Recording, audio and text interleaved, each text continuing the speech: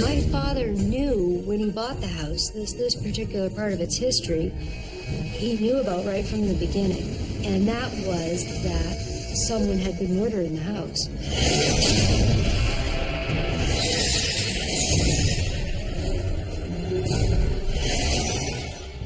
My dad was renovating, and there was a coal chute that came in from the outside where they had dumped coal.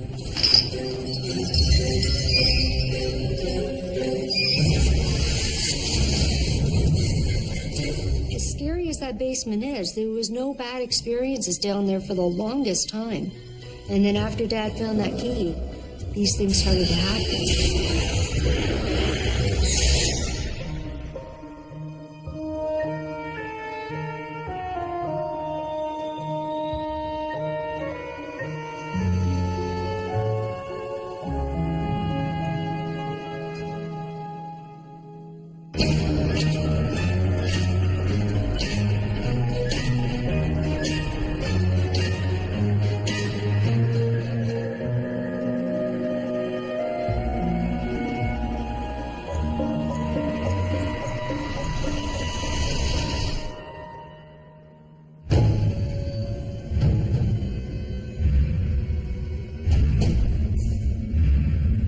My father bought the house in 1981. The original fireplaces and mirrors and woodwork is all still in the house, so he was thrilled to get it. I remember him driving by to show us the house, and it was a scary house. Just the way it looks is very scary.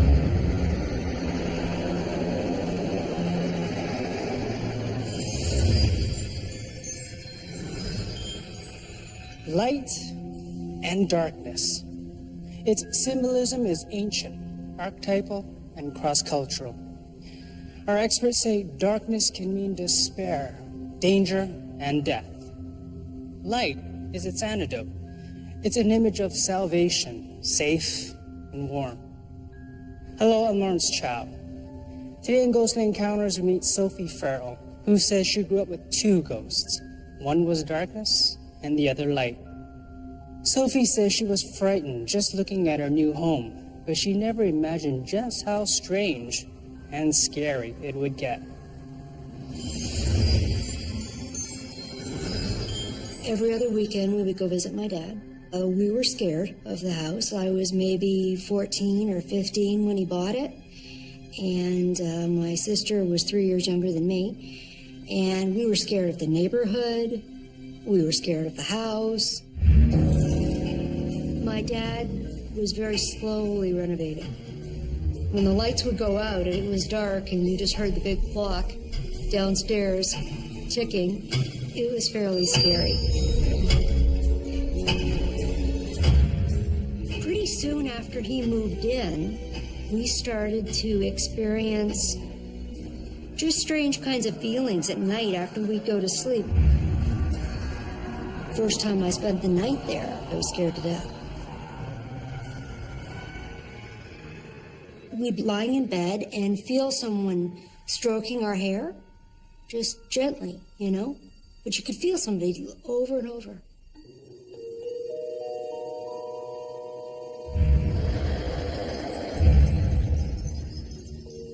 And my sister and I would sort of compare notes about it. We slept in the same bed. And I would say, did somebody touch your hair? And she was like, it felt like somebody was touching my hair. Were you touching my hair? And, you know, so for a while it was sort of suspicious. And then sometimes we'd feel somebody sit down on the bed. You could feel sort of this, the pressure of somebody's weight move the bed. You'd feel sort of just this motion of the mattress, like someone was sitting there beside you. We would feel the blankets get pulled up on us. You know, like a mother would pull the blankets up on a sleeping child, and we would feel these blankets get pulled up on us. So it started off like that. It was very kind of innocent. It was almost like this feeling that we had in the house right from the beginning was not a bad feeling. You sort of knew that there was something there, but it wasn't a scary feeling. Elijah Taylor was a local attorney, and he moved into the house, I believe, in 1875. was well known for being sort of this wonderful person. He was very, very tall and had a long white beard, and he would walk up and down the street where the house is located, and then all the kids would run out and walk with him when they saw him coming down the street. One night we were lying in bed. I was looking over by the window, and there was light coming in from outside, and it was just kind of a bluish light, nighttime light from the moon, and there were shears on the windows, and there was a chair that was sort of up against the window, and then a bookcase, so there was almost a triangle. I thought I saw something sort of standing there in that light, with the lights coming through and hitting different pieces of furniture, and I couldn't really sort of tell, and so I was really, really staring at it. The more I stared, the more I could make out this form. And what was scary was that I found the eyes. You know, if I stared right where they would be, it felt like he was watching us. It's very scary.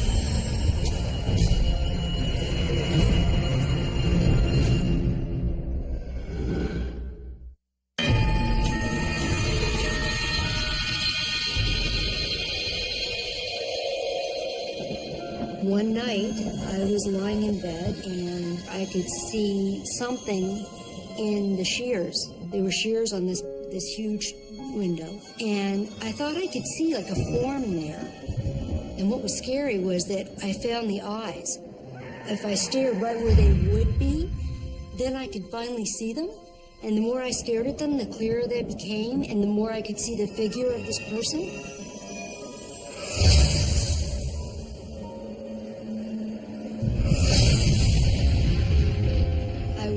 That it would be gone, and I'd sort of look back again and find the eyes, and then I could see it. The face was not angry or scary. It was sort of a strange experience. I didn't wake my sister up because I was afraid that it would disappear. That went on for 15 minutes, which I don't know a lot about the experiences of other people with ghosts, but I think that's a long time to see one thing and have it not move.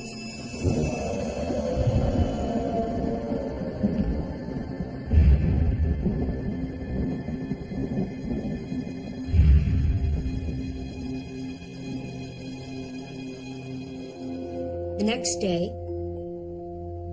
we were sitting together, and I said, guess who I saw last night? And really, I was almost kind of joking. I started off just, you know, we would sort of jab each other with these little, you know, I said, guess who I saw last night? And she turned around and looked at me, and her eyes all filled up with tears, and she said, Elijah Taylor? And I said, yeah.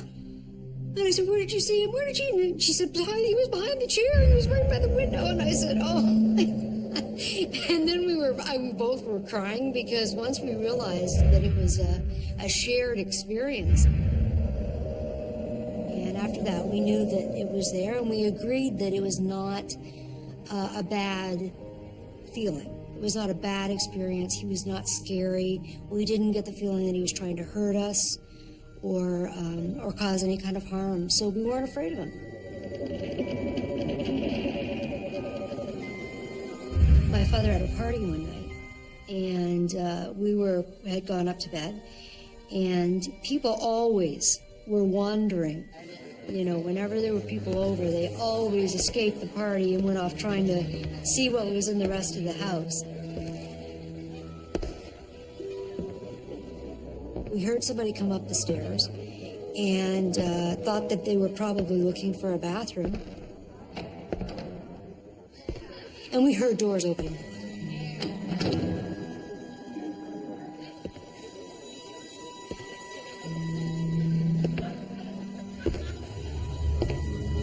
And they came to our door, and he tried to open the door.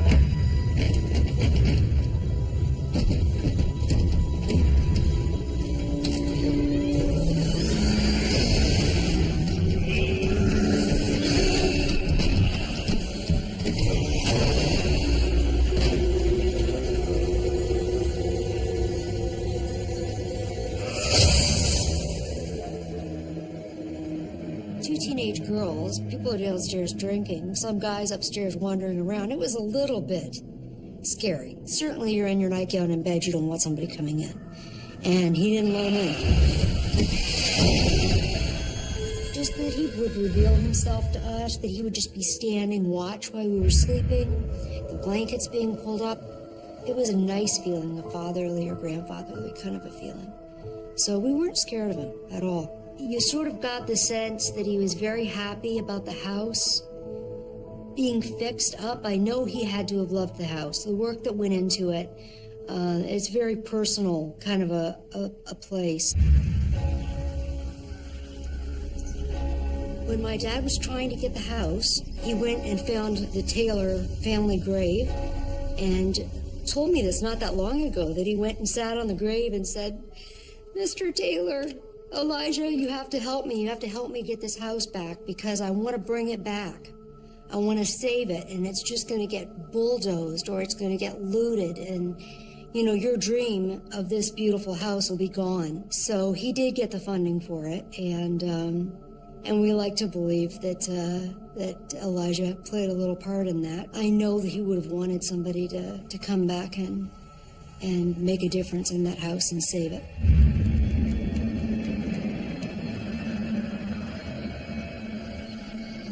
My dad was very slowly renovating, and there was a coal chute that came in from the outside where they had dumped coal.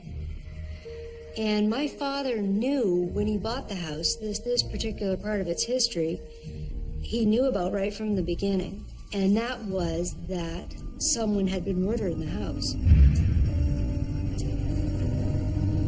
What I know about it, it was a woman and her boyfriend. And she and her husband lived in the house. And I think he had gone to war, and she took up with somebody else.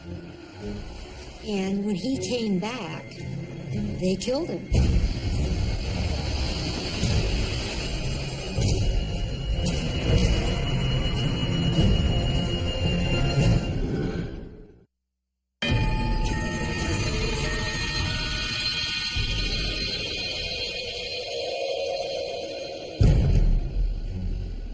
My father knew when he bought the house that someone had been murdered in the house. What I know about it, it was a woman and her boyfriend, and she and her husband lived in the house. He had gone to war, and she took up with somebody else. And when he came back, they killed him and put him in this meat locker. Just a big metal room in the basement. He was dead and then hidden in there. I think she thought that she could just put the key in the lock, turn the lock, hide the key, and say he was killed at war. She hung the body up in there. She didn't get away with it, and when the police came, they couldn't find the key to open it, so they took the door right off and took him out. I think she just thought she could get away with it, just keep that shut, and nobody would ever ask.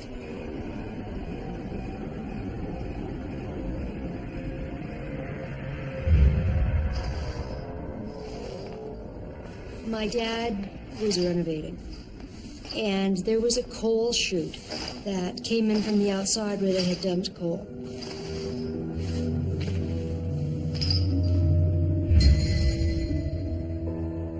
My dad found the key to the meat locker. He tells a great story about it because he said, I found it and thought, what an interesting key. And no one had touched it forever.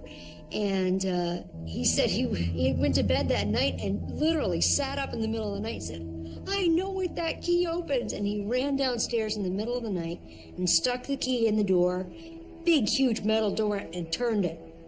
And it opened. After he found that key, we started to experience something completely different downstairs. Mainly in the basement, which is where the laundry was. We didn't spend a whole lot of time down there, but you had to go down there to wash your clothes. It's a huge, old, creepy-looking basement. And of course, the meat locker's down there. and you're going down to try and wash clothes.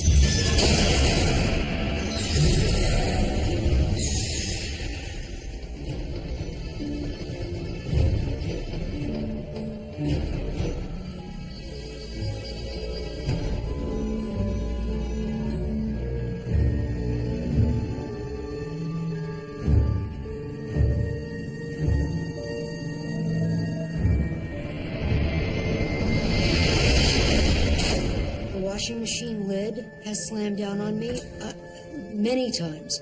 Unless your washer or dryer are broken, there's a massive hinge on it because it's metal, you know.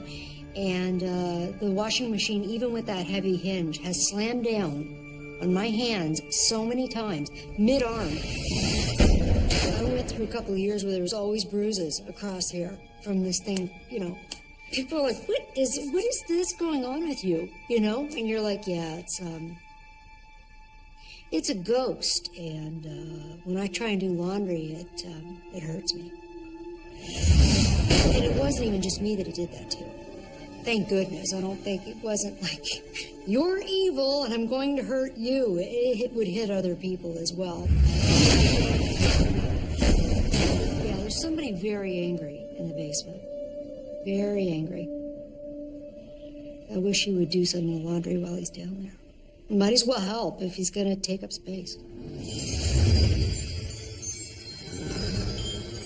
Sophie makes light of the situation, but the events in the basement are about to get very serious. Whatever is down there is angry and out to hurt someone.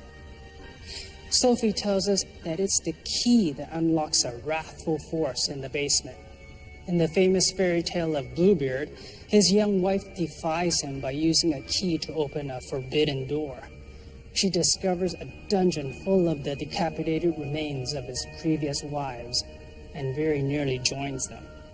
Our experts see many similarities with Sophie's story. The key in both stories is the key to knowledge.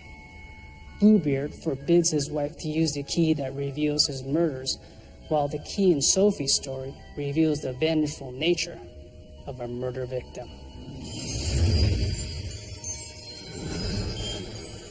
There was a person who helped my father do the renovations, and he used to leave smiley faces on the mirror for my daughter. And he came to us one time and asked if we were angry with him. And I said, no, why?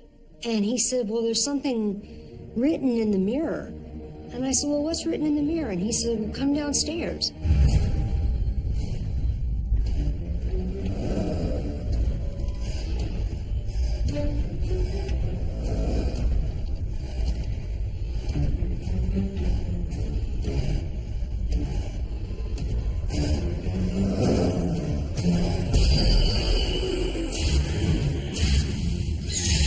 Obviously, it was a heavy message of some sort. It wasn't completely clear. It wasn't exact. The grammar wasn't perfect.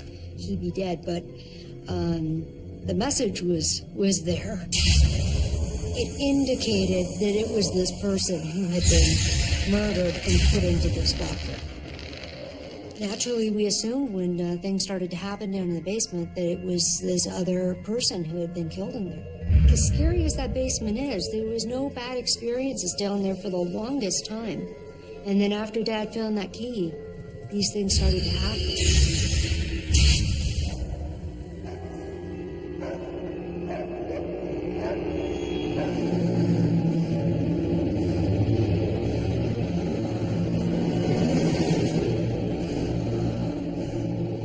The worst thing that happened in the basement was I was down there once doing laundry.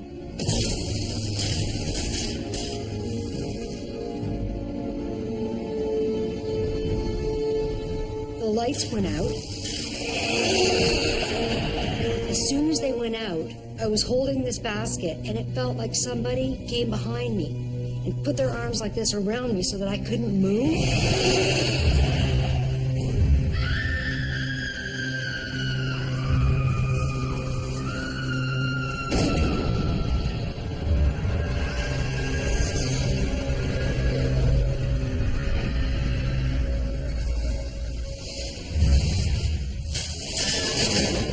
no Elijah Taylor feeling. That was terrifying. I was out of there. I cannot deal with anything touching me again.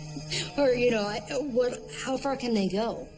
Can ghosts really, really hurt you? I mean, knowing that it could touch you was enough for me. I don't know how far that can go.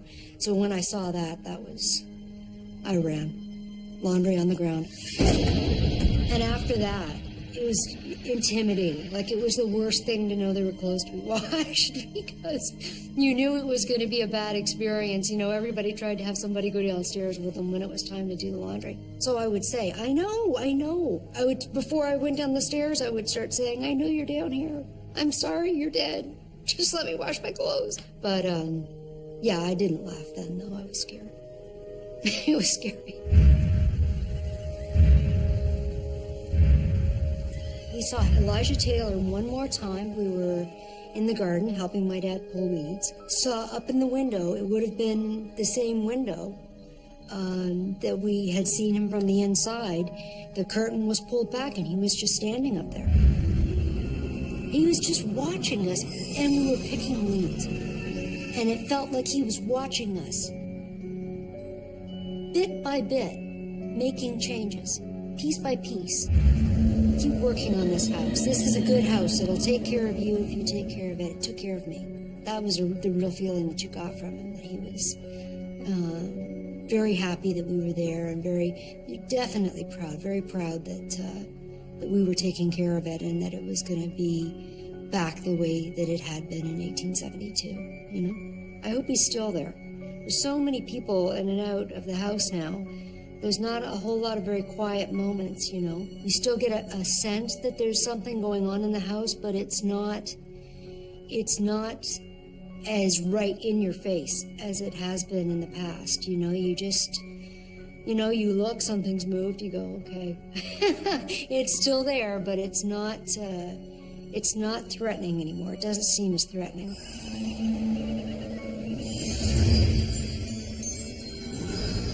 Sophie tells us that in her house, there is light and darkness together within one ghostly world.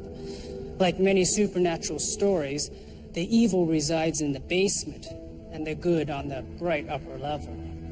Our experts say notions of light and dark are very much about one's point of view.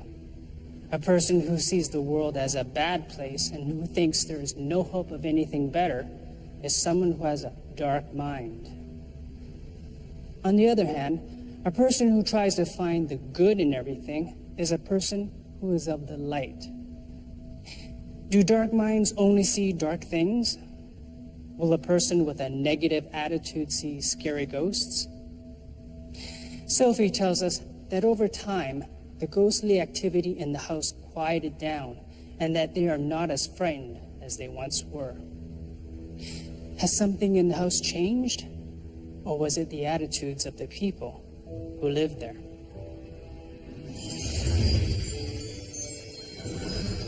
They talk about negative energies, attracting negative energies. And you have to wonder what all's connected, that if the neighborhood coming back and the house, the more it was renovated, the less there seemed to be that sort of a feeling about it, whether as things have improved, there's less need for that sort of anger. And I know that there's a lot of people that believe that. It's really about the energy. And not only that, but my dad's a lot happier, too. He was going through times in his life when he moved in that he was not such a happy camper. If you're going through hard times in your life, you tend to attract that, and maybe now that everybody's having a pretty good time, things are kind of looking up, the area's looking up. My dad's traveling the world, having a good time with his life, and we don't have such a bad feeling there.